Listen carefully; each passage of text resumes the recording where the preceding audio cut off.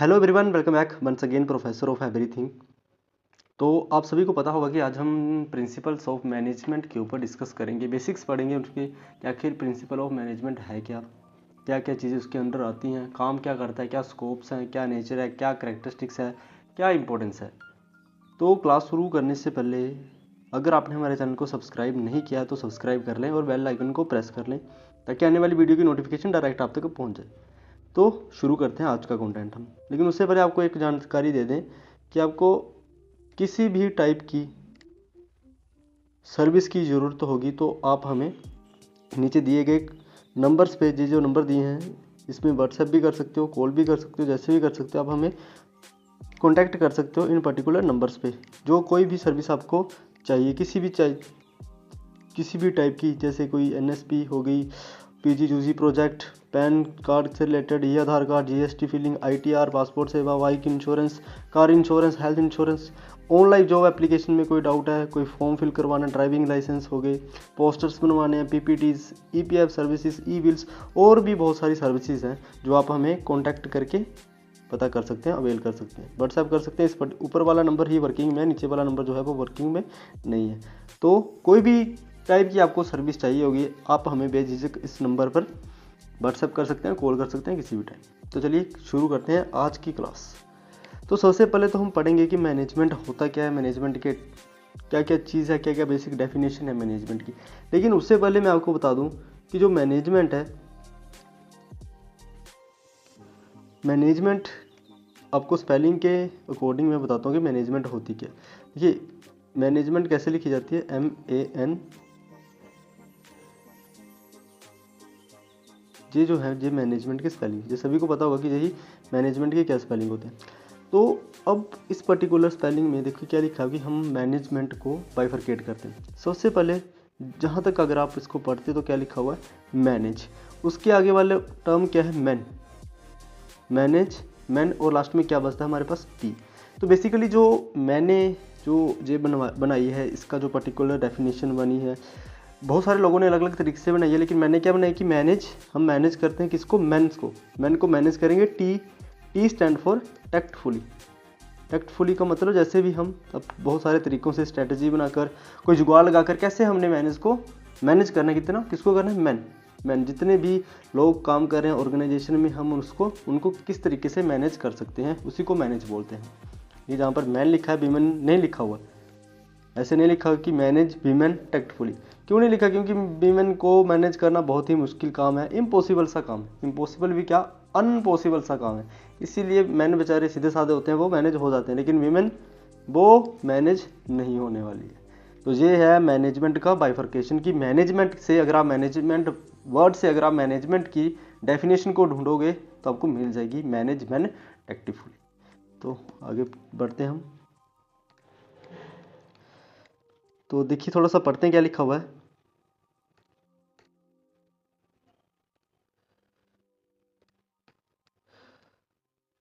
Management is the art of getting things done by a group of people with the effective utilisation of available resources. तो management का मतलब भी यही होता है कि एक आर्ट है, मैनेजमेंट एक आर्ट है, एक साइंस है, जिसको यूज़ कर हम क्या कर सकते हैं, जिसका यूज़ कर सकते हैं लोगों से काम लेने के लिए। लोग क्या हैं, ग्रुप ऑफ पीपल्स, क्योंकि ऑर्गेनाइजेशन में तो बहुत सारे लोग काम करते हैं, तो वो क्या बनाते हैं, सारे लोग मिलकर एक ग्रुप बनाते हैं, group of people with the effective utilisation and available resources. जो भी हमारे पास रिसोर्सेज हैं उनका ऑप्टिमम यूटिलाइज करके हम मैक्सिमम आउटपुट निकालना चाहते हैं, उसी को मैनेजमेंट बोलते हैं।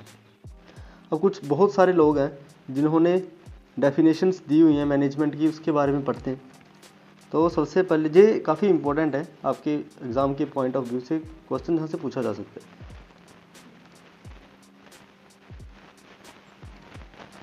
तो जो कून्स हैं इनकी काफ़ी ज़्यादा फेमस होती है, काफ़ी जगह इनकी जो डेफिनेशन है वो यूज़ होती है। तो क्या लिखा है कि management is the art of getting things done through and with people in formally organised group. तो लोगों से काम लेना, कैसे हमने उनसे काम लेना है, अपने टारगेट्स हैं उसको अचीव करना है। मैनेजमेंट खुद कोई काम नहीं करती, दूसरों से काम करवाती है। अब मैरी बाकर ने क्या बोला, management is the art of getting things done through and with people. है तो बेसिकली सेम ही है सभी के, लेकिन कुछ एक दो वर्ड उन्होंने चेंज किया हुआ बस। Management is an art of knowing what you want to do and then seeing that it is done in the best और चीपेस्ट वे। ये FW ने बोला है कि पहले तो हम क्या करेंगे, मैनेजमेंट एक तो आर्ट है, क्या करने का आर्ट है, काम करवाने का आर्ट है, लेकिन उसके बाद हमने ये एनालिसिस भी करना है, ऑब्जर्व भी करना है कि जो काम हुआ है क्या वो प्रॉपर तरीके से हुआ है, इफेक्टिवली हुआ है और कम रिसोर्सेज लगकर हुआ है। मतलब कम रिसोर्सेज लगाने, कम आउटपुट लगानी है हमने और कम इनपुट लगानी है और ज़्यादा से ज़्यादा आउटपुट निकालनी है, जो इनका बेसिकली मतलब था। और अगली डेफिनेशन में क्या है, management is the accomplishment of result through the efforts of other peoples. Management is to manage, is to forecast and plan, to organize, to command and to coordinate of the control। ये किसने दिया था, Henry Fayol. तो Henry Fayol को father of modern management बोला जाता है। FW को फादर ऑफ साइंटिफिक मैनेजमेंट बोला जाता है। ये आप अगले आने वाली जो थेरीज हैं उसमें पढ़ोगे आप। तो ये बेसिक डेफिनेशन है, मतलब डेफिनेशन के बारे में आपको पता होना चाहिए कि क्या क्या किस किस की डेफिनेशन। अगर आप लिखोगे कि अकॉर्डिंग टू, अगर आपको एग्जाम में आ गया मैनेजमेंट के बारे में तो आपने लिखा कि अकॉर्डिंग टू हेनरी फ्योल, तो आपको फिर ये डेफिनेशन लिखनी ही पड़ेगी। फिर आप अपने तरीके से कुछ तोड़ मरोड़ के नहीं लिख सकते, फिर आपको ये प्रॉपर ही लिखनी पड़ेगी। अगर आप अकॉर्डिंग टू हेनरी फ्योल नहीं लिखते हो, फिर आप जिसमें जैसे मर्जी तरीके से उसको अल्टर कर सकते हो, मॉडिफाई कर सकते हो, अपने वर्ड्स में भी लिख सकते हो डेफिनेशन को। लेकिन अगर आपने एक बार ऑथर का नाम लिख दिया, फिर उनकी दी हुई डेफिनेशन ही लिखनी पड़ेगी आपको। अब हम पढ़ते हैं नेचर ऑफ मैनेजमेंट। तो जैसे मैंने आपको क्लास में भी बताया था कि मैनेजमेंट, मैंने बताया था कि everything minus management is zero. Zero बोलो, नथिंग बोलो, कुछ भी बोलो। इस तरीके से क्या है कि मैनेजमेंट हर जगह है। तो मैनेजमेंट क्या है, मल्टी डिसिप्लिनरी है कि हर जगह पर मैनेजमेंट होती है। चाहे आप MBA, BBA, BCom, BCA, MCA, engineering, pharmacy, agriculture, physical education, arts, commerce, हर जगह क्या होती है, मैनेजमेंट होती ही होती है। आपके घर में, आप ऑफिस में जाते हो, खेलने जाते हो, ग्राउंड में, कहीं भी जाते हो, घर में शादी है, कोई इवेंट है, हर जगह पर मैनेजमेंट होगी हो। बिना मैनेजमेंट के कुछ भी नहीं है। डायनेमिक नेचर ऑफ प्रिंसिपल्स, तो इनके जो प्रिंसिपल्स हैं जो हम पढ़ेंगे आगे, वो हर जगह पर यूज़ होने वाले हैं और वो चेंज होते रहते हैं। ऐसा नहीं है कि हाँ एक बार आपने प्लानिंग कर ली फिर आप उसको 1 साल तक चेंज ही नहीं करोगे, नहीं, चेंज कर सकते हो एज पर द सिचुएशंस। तो डायनेमिक प्रिंसिपल्स हैं इसके। Relative not absolute principles. Management is a science and art. Science भी है और आर्ट भी है। आर्ट कैसे है, आर्ट हम क्या बोलते हैं कि कला, स्किल, क्या आपके अंदर स्किल है, क्योंकि मैनेज करना लोगों को हर किसी के बस की बात नहीं है। ये अपने आप में ही एक स्किल होती है जिसको आप डेवलप कर सकते हो, तो वो क्या होगी, आर्ट होगी मैनेजमेंट। क्यों, मैनेजमेंट हर किसी के बस की बात नहीं है, लोगों को मैनेज करना ये अपने आप में ही एक स्किल होती है, और ये तो होगी आर्ट। और साइंस का मतलब होता है कि सिस्टमैटिक तरीका। सिस्टमैटिक साइंस कैसे हुआ मैनेजमेंट, क्योंकि मैनेजमेंट में बहुत सारी थेरीज होती हैं, तो उनको थेरीज को इम्प्लीमेंट करना, थेरीज ने जो बोला है उस सिस्टमैटिक तरीके से काम को करना। अगर आप वो थेरी इम्प्लीमेंट कर रहे हैं तो इस तरीके से मैनेजमेंट क्या है, साइंस भी है। तो management is an art and science. Management as a profession भी है। यूनिवर्सलिटी ऑफ मैनेजमेंट है। Management is a situational in nature. तो कुछ एक जो नेचर है मैनेजमेंट के, इनके बारे में आपको पता होना चाहिए। तो ज़्यादा इंपॉर्टेंट तो नहीं है, लेकिन ये सिंपल सी चीज़ें हैं जो आपको पता होना चाहिए कि मैनेजमेंट आखिर है क्या। चलिए आगे बढ़ते हैं। आगे क्या हमारे पास, इंपॉर्टेंस ऑफ मैनेजमेंट। तो management has been important to the daily lifes of people and to organization. The importance of management may be traces with the following reasons, the following terminology। तो मैनेजमेंट एक बहुत ही important चीज़ है। जैसे मैंने बोला कि हर time पे आप पता क्या, हमारी क्लास 9 बजे होती है, सुबह 9 बजे। तो कई लोग सुबह लेट उठते हैं, कई स्टूडेंट कोई हॉस्टल में लेट उठते हैं, मेस में लेट जाते हैं, तो वो 9 बजे कैसे पहुँचेंगे। वही चीज़ को जल्दी जल्दी से काम करना, जल्दी जल्दी से नहाना, जल्दी से मैस में जाना, खाना खाना, वो सारा क्या है, वो मैनेजमेंट ही तो है। आपको पता है कि 9 बजे सुबह क्लास है, 9 बजे हमें पहुंचना ही है, लेकिन आप लेट हैं पहले ही, तो वो जो लेट हो रहे हैं आप उसको अगले दिन थोड़ा और जल्दी मेंटेन करना, इंप्रूव करना अपने आप को, वही तो चीज़ क्या है, उसी को तो मैनेजमेंट बोलते हैं हम। वही तो मैनेजमेंट होती है कि आपने सारी चीज़ों को जल्दी करके, फास्ट तरीके से करके 9 बजे आप जो क्या है वो क्लास में पहुँच गए। 9 बजे क्या है हमारा स्टैंडर्ड, ये हमने सेट किया हुआ स्टैंडर्ड की, जे स्टैंडर्ड हमने अचीव करना ही है, 9 बजे क्लास में पहुंचना ही है, तो ये क्या हो गया, स्टैंडर्ड हो गया। फिर उस स्टैंडर्ड को पूरा करने के लिए आप जो भी एफर्ट करते हैं उसी को हम मैनेजमेंट बोलते हैं। तो सबसे पहले तो क्या हो गया, इफेक्टिव यूटिलाइजेशन ऑफ रिसोर्सेज, कि जो आपके पास रिसोर्सेज अवेलेबल है ना, उनका इफेक्टिव यूटिलाइजेशन होना चाहिए, उनका प्रॉपर यूज़ होना चाहिए। ऐसा नहीं है कि वो आपके पास पड़े हुए हैं रिसोर्सेज, उनका यूज़ ही नहीं कर रहे हो। वैसे इन्वेंट्री पड़ी हुई है, इन्वेंट्री सेल ही नहीं हो रही है, इन्वेंट्री की कॉस्ट बढ़ रही है, जो इन्वेंट्री है आपके पास पड़ी हुई वो ख़राब हो रही है तो उससे और ज़्यादा हमें नुकसान होगा। तो हमारे पास जो अवेलेबल रिसोर्सेज हैं, अगर हमारे पास 100 बंदे हैं, ग्रुप ऑफ पीपल 100 का है, तो वो 100 के 100 काम पे लगने चाहिए। ऐसा नहीं कि 90 लोग काम में कर रहे हो, 10 लोगों का काम ही नहीं हो रहा है, जो उनके लिए कोई काम ही नहीं है। नहीं, अगर वो 10 लोग हैं, 100 लोग हैं, तो सैलरी तो हम 100 को दे रहे हैं ना। तो सैलरी क्या है, हमारा इनपुट है, और जो वो काम करेंगे, फिनिश करेंगे, वो हमने आउटपुट निकालनी है उनसे। तो कैसे हमने उनसे मैक्सिमम आउटपुट निकालना है, उसी को हम मैनेजमेंट बोलते हैं। Development of resources to it ensures continuity in the organisation. तो मैनेजमेंट कभी ख़त्म होने वाला नहीं है।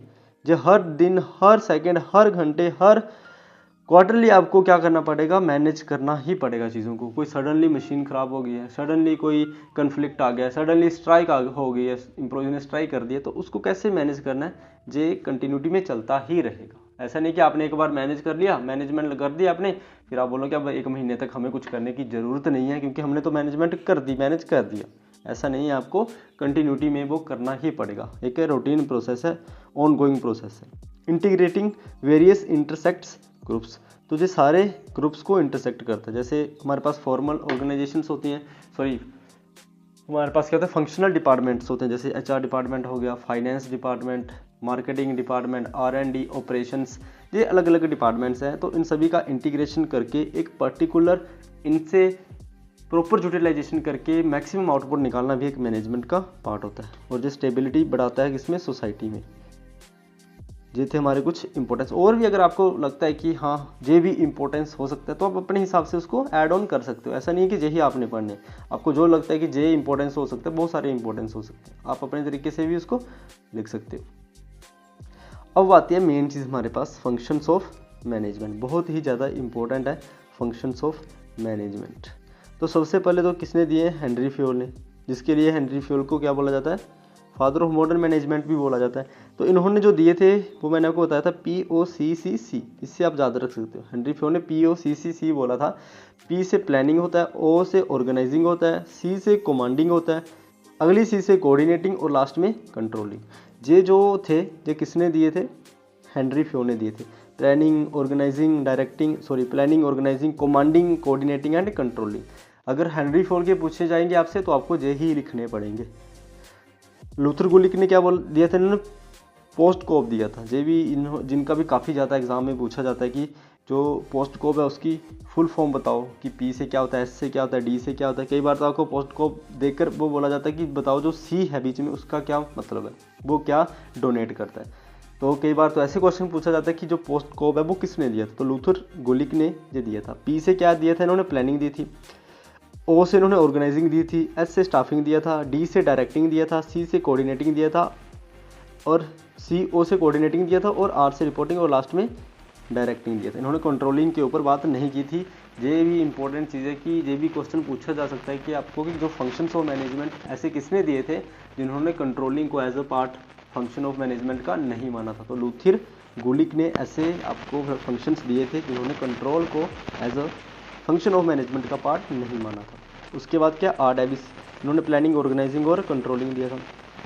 उसके बाद क्या हमारे पास, ब्रिज ने planning, organising, motivating, coordinating and control. और कूंज, ये भाई साहब जो हैं इनका वाइडली यूज़ होते हैं। कूंज का जो फंक्शंस हैं ये वाइडली यूज़ होने वाले फंक्शन हैं, हर जगह पर यही यूज़ होते हैं, सबसे ज़्यादा यूज़ होने वाले यही फंक्शन है। तो इन्होंने क्या दिया था, प्लानिंग दी थी, ऑर्गेनाइजिंग दिया था, स्टाफिंग दिया था, लीडिंग दिया था एंड कंट्रोलिंग दिया था। जैसे जो लीडिंग को ही हम डायरेक्टिंग बोल देते हैं, स्टाफिंग करना, उसके बाद उनको डायरेक्ट करना, और लास्ट में कंट्रोलिंग करना। तो अगर आपसे पूछे कि जो वाइडली यूज्ड हैं फंक्शंस ऑफ मैनेजमेंट वो किसके हैं, वो कूंज के जो फंक्शंस हैं वो वाइडली यूज होने वाले हैं। तो यही है हमारे पास planning, organising, staffing, leading and controlling. तो ये 4-5 ऑथर थे जिन्होंने अलग अलग अपने हिसाब से मैनेजमेंट के फंक्शन दिए थे, तो आपको ये पता होना चाहिए। उसके बाद हमारे पास देखते हैं क्या चीज़ें हैं ये फंक्शन ऑफ, क्योंकि ये जो फंक्शन ऑफ मैनेजमेंट है ये इंटीग्रेटेड चीज़ें हैं, ये आपस में जुड़ी हुई हैं। Planning, organising, staffing, directing and controlling. अच्छा, एक क्वेश्चन ये भी पूछा जाता है कि वो दो ऐसे कौन से फंक्शंस हैं जो आपस में इंटर रिलेटेड है, वो हैं प्लानिंग एंड कंट्रोलिंग। देखिए कैसे है, क्योंकि प्लानिंग के बिना आप कंट्रोल नहीं कर सकते और कंट्रोल के बिना प्रॉपर प्लानिंग नहीं होगी। ये तो यूजीसी नेट के एग्जाम में भी कुछ क्वेश्चन बहुत बार पूछा गया कि कौन से ऐसे दो प्रिंसिपल हैं या फंक्शंस हैं मैनेजमेंट के जो आपस में जुड़े हुए हैं, तो वो कौन से हैं। एक तो है प्लानिंग प्लानिंग है हमारे पास और दूसरा कंट्रोल, ये आपस में जुड़े हुए हैं। कंट्रोल अच्छा कंट्रोल नहीं कर पाओगे तो प्लानिंग करने का कोई फ़ायदा नहीं है, और अगर आपने प्लानिंग अच्छी कर ली और कंट्रोल नहीं है तो भी ये वाइस वर्सा चलते हैं। और डायरेक्टिंग में आपके पास क्या आता है, सुपरवाइज करना, मोटिवेशन करना, लीडरशिप और कम्युनिकेशन, ये सारा किस में आता है, डायरेक्टिंग में आता है। जिस जो 4-5 फंक्शन है, ये अपने आप में बहुत बड़े बड़े टॉपिक हैं, ये भी हम आने वाली क्लास में डिस्कस करेंगे कि प्लानिंग में क्या क्या चीज़ें होती हैं, ऑर्गेनाइजिंग में, स्टाफिंग में, डायरेक्टिंग में और कंट्रोलिंग की कौन कौन सी टेक्निक्स होती हैं। तो इन्होंने जहाँ पर बताया कि डायरेक्टिंग का क्या मतलब होता है, सुपरवाइज करना, मोटिवेट करना एम्प्लॉयज़ को ताकि वो बोर ना हो जाए। लीडरशिप, उनके अंदर एक जो मोराल होता है ना उसे बूस्ट करना, एज अ बॉस हमने उनको ट्रीट नहीं करना, एज ए लीडर बनना है उनका। और लास्ट में क्या, कम्युनिकेशन। कम्युनिकेशन तो हर जगह, जैसे मैनेजमेंट है वैसे ही कम्युनिकेशन, तो कम्युनिकेशन को भी अगर आप बिना कम्युनिकेशन के कोई काम भी नहीं हो सकता। कम्युनिकेशन तो हर जगह है। अब हम बोल रहे हैं कोई verbal communication, non verbal communication है, पक्षी भी बोलते हैं, एनिमल्स भी बोलते हैं, ये सारे कम्युनिकेशन के ऊपर ही डिपेंड है। तो ये थे फंक्शंस। अच्छा, ये बहुत ही इंपॉर्टेंट टॉपिक है, मैनेजरियल स्किल्स बोलते हैं जिसको, जब हम managerial skills and managerial levels. तो हमारे पास देखिए टेक्निकल स्किल्स होती हैं, ह्यूमन स्किल्स होती है, कंसेप्चुअल स्किल होती है और डिज़ाइन स्किल होती है। बेसिकली ये जो स्किल्स होती हैं ये कौन कौन से लेवल ऑफ मैनेजमेंट में यूज़ होती हैं, बेसिकली ये इसका एक फंड है। थोड़ा सा जूम कर दो,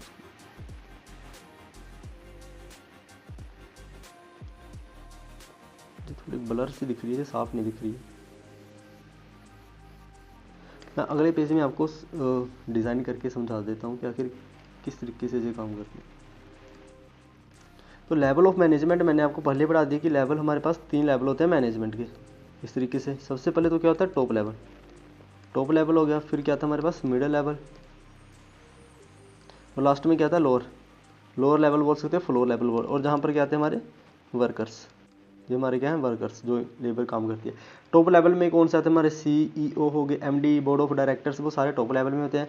सारे मैनेजमेंट जो मैनेजर्स होते हैं, लाइन मैनेजर्स हो गए, फंक्शनल मैनेजर हो वो नीचे आ गए, और सुपरवाइजर्स लोअर लेवल में क्या आते हैं, सुपरवाइजर्स, एग्जीक्यूटिव्स वो लोअर लेवल में आते हैं। तो जो पिछली स्लाइड में आपको बताया हुआ था, जो टेक्निकल स्किल्स बताई हुई हैं, जो 4 टाइप की स्किल्स दी हुई हैं, तो ये कौन कौन से लेवल्स में यूज़ करने के लिए इंपॉर्टेंट होती हैं, कि किस लेवल को टेक्निकल स्किल की जरूरत होती है, कहाँ पर ह्यूमन स्किल की जरूरत होती है, कहाँ पर कंसेप्चुअल लेवल की जरूरत होती है, कंसेप्चुअल स्किल्स की ज़रूरत होती है। ये सारी चीज़ें इसमें बताई हुई हैं। तो ये हम देखते हैं कि किस लेवल को कौन सी स्किल रिक्वायर। तो ये managerial level of management skills required for the different level of management. तो कंसेप्चुअल स्किल्स, ह्यूमन स्किल्स और टेक्निकल स्किल्स। देखिए टेक्निकल स्किल्स का जो काम है वो लोअर लेवल मैनेजमेंट में ज़्यादा होता है। क्यों? क्योंकि ऑपरेशंस उन्होंने करने होते हैं, मैन्युफैक्चरिंग उन्होंने करनी होती है, जो काम है वो हम लोअर लेवल पे ही होता है, हमारा जो मेन काम है। तो उनको कंसेप्चुअल स्किल की जरूरत नहीं है, ह्यूमन स्किल्स की भी जरूरत नहीं है उनको। उनके पास द टेक्निकल स्किल होनी चाहिए बस, कि लोगों से काम कैसे करना है, जब हम काम कैसे करना है, उनके अंदर कितनी टेक्निकल स्किल्स है, जो वो लोअर लेवल के लिए ही काम आती है। कि मुझे मशीन में काम करना आता है, क्या मुझे मशीन को ऑपरेट करना आता है, अगर मशीन ख़राब हो गई तो क्या मुझे मशीन को ठीक करना आता है, थोड़ा बहुत रिपेयर करना, थोड़ी बहुत सर्विस करना आती है या नहीं आती। तो वो सारी क्या होती है, वो टेक्निकल स्किल होती है। अब मुझे कंप्यूटर चलाना आता है या नहीं आता, कंप्यूटर में मुझे MS एक्सेल के एडवांस फार्मूले आते हैं या नहीं आते। बट बोर्ड ऑफ डायरेक्टर को उनसे कोई लेना देना नहीं कि उनको फार्मूले आते हैं नहीं आते हैं। उन्होंने कौन सा काम करना है, उन्होंने काम नहीं करना, उन्होंने तो काम करवाना है ना। तो जो लोअर लेवल वाले होते हैं उनके अंदर टेक्निकल स्किल की ज़रूरत बहुत ज़्यादा होती है, और जो मिडिल लेवल वाले होते हैं उनके अंदर ह्यूमन स्किल्स की जरूरत होनी चाहिए। क्योंकि जैसे मैंने बोला कि जो मैनेजर्स होते हैं हमारे, तो मैनेजर्स ने काम डिस्ट्रीब्यूट करना होता है, उन्होंने टारगेट बताने होते हैं कि हमें ये टारगेट अचीव करने हैं। उन्होंने देखना भी होता है कि हमारे एम्प्लॉइज़ डीमोटिवेट तो नहीं हो रहे, उनको मोटिवेट भी करना है। उनके अंदर लीडरशिप स्किल होनी चाहिए जिससे वो एम्प्लॉइज़ हैं उनके अमंग क्या कर पाएँ, जो मोराल होता है उनका उसको बूस्ट कर पाएँ। तो उनके अंदर अगर ह्यूमन स्किल्स होगी तभी वो ये सारे काम कर पाएंगे। अगर वो एक स्ट्रिक्ट बॉस बन जाएंगे तो फिर काम वो नहीं चलेगा, क्योंकि उनके एम्प्लॉइज़ भी फिर वो काम उतने एफिशिएंसी से नहीं कर पाएंगे। तो ह्यूमन स्किल्स किसके लिए ज़रूरी है, इंपॉर्टेंट है, वो मिडिल लेवल मैनेजर के लिए, मिडिल लेवल मैनेजमेंट के लिए ह्यूमन स्किल बहुत ही ज़्यादा ज़रूरी है। और टॉप लेवल के लिए कंसेप्चुअल स्किल्स होनी चाहिए, कंसेप्चुअल स्किल्स होनी चाहिए कि टारगेट डिसीजन मेकिंग कैसे करनी है, कैसे पॉलिसी बनानी है, कैसे नया रूल लेके आना है, कैसे नए टारगेट सेट करने हैं, कैसे नया स्टैंडर्ड बनाना है, उसके लिए कंसेप्चुअल स्किल होनी चाहिए। तो जो 3 हमारे पास स्किल्स हैं, इंपॉर्टेंट क्वेश्चन है, जहाँ से भी क्वेश्चन आता है आपसे कि कंसेप्चुअल स्किल कहाँ किन जो लेवल ऑफ मैनेजमेंट है, आपको पता है कि ये 3 लेवल ऑफ मैनेजमेंट है हमारे पास, टॉप लेवल, मिडिल लेवल और लोअर लेवल। तो ऐसे क्वेश्चन पूछा जा सकता है आपसे 1 नंबर में कि जो ह्यूमन स्किल है वो किस लेवल ऑफ मैनेजमेंट के लिए रिक्वायर्ड है। तो आपको पता होना चाहिए कि कंसेप्चुअल स्किल के लिए top level management, human skill के लिए मिडिल लेवल और टेक्निकल स्किल के लिए लोअर लेवल मैनेजमेंट रिस्पॉन्सिबल है। उनके अंदर ये स्किल्स होनी ही चाहिए। नेक्स्ट देखते हैं क्या हमारे पास। अब मैनेजमेंट का जन्म कैसे हुआ था, ये आप बोल सकते हैं कि एवोल्यूशन ऑफ मैनेजमेंट, की मैनेजमेंट कैसे आया था, किस तरीके से क्या क्या चीज़ होती थी सबसे पहले, तो वही इसके अंदर वही बताया हुआ है। तो सबसे पहले हमारे पास क्या चीज़ है, पीरियड ऑफ मैनेजमेंट निक। तो सबसे पहले ये कुछ पुराना टाइम था जो हमारे लिए इम्पोर्टेंट है, वो ये टाइम साइंटिफिक मैनेजमेंट से human relation, motivation, modern management period, ये 3 चीज़ें हमारे लिए इम्पोर्टेंट है और ये 3 चीज़ें हमने पढ़नी ही है। इन सभी में क्या क्या चीज़ें आई थी, साइंटिफिक मैनेजमेंट में क्या आया था, उस पीरियड में क्या था, कितनी थियरीज आई थी, FW टेलर आया था, साइंटिफिक मैनेजमेंट हेनरी फ्योल आया था, एडमिनिस्ट्रेशन मैनेजमेंट एक और थी ब्यूरोक्रेटिक मैनेजमेंट जो मैक्स वेबर ने दिया था। साइंटिफिक मैनेजमेंट वाला पीरियड हम पढ़ेंगे, ह्यूमन रिलेशन स्किल वाला जिसमें अल्टन मायो आया था, पूरा पीरियड ही चेंज कर दिया था, मतलब पूरा पिछला जो लेवल था उससे एकदम से advance pro ultra pro max वाला लेवल था अल्टन मायो वाला। फिर उसके बाद मॉडर्न मैनेजमेंट पीरियड था, उसमें क्या क्या डेवलप हुए, क्या क्या नई नई चीज़ें आई, क्या क्या R&D हुआ, वो सारी चीज़ें हम इसमें पढ़ेंगे। तो बेसिकली हमारे पास एक तो क्लासिकल टाइम आता है, एक न्यू क्लासिकल टाइम आता है। क्लासिकल टाइम मतलब पुराना टाइम, कि उस टाइम पे मैनेजमेंट कैसे चलती थी, मैनेजमेंट का पॉइंट ऑफ व्यू क्या था उस टाइम पे। क्लासिकल टाइम में जो ह्यूमन था उसकी वेलनेस के लिए कोई बात नहीं की गई थी कि ह्यूमन क्या है, एक मशीन है, मशीन, इनसे काम लेते जाओ, इनके बेटरमेंट के लिए, इनकी सुविधा के लिए कुछ भी काम नहीं होता था। हम सिर्फ मशीन ही ट्रीट करते थे, एज एम्प्लॉयज़ को एज ए मशीन ही ट्रीट करते थे कि इनसे जितना काम लिया जा सकता है ले लो। उनकी वेलनेस के लिए, उनकी इमोशंस के लिए, फीलिंग के लिए कोई बात नहीं होती थी। तो ये थी आज की हमारी वीडियो जिसमें हमने बेसिक ऑफ मैनेजमेंट के बारे में पढ़ा कि मैनेजमेंट क्या होता है, किस तरीके से काम करता है, क्या नेचर्स हैं, क्या इंपॉर्टेंस है, क्या फंक्शंस होते हैं, क्या कैरेक्टरिस्टिक्स है मैनेजमेंट के, और मैनेजमेंट कैसे आया था, एवोल्यूशन ऑफ मैनेजमेंट। तो अगली क्लास में हम एवोल्यूशन ऑफ मैनेजमेंट का पहला टॉपिक साइंटिफिक मैनेजमेंट है उसको डिस्कस करेंगे। तो साइंटिफिक मैनेजमेंट सबसे पुराना थ्योरी मानी जाती है मैनेजमेंट की। तो उसमें क्या था साइंटिफिक मैनेजमेंट में, क्या क्या चीज़ें आई थी।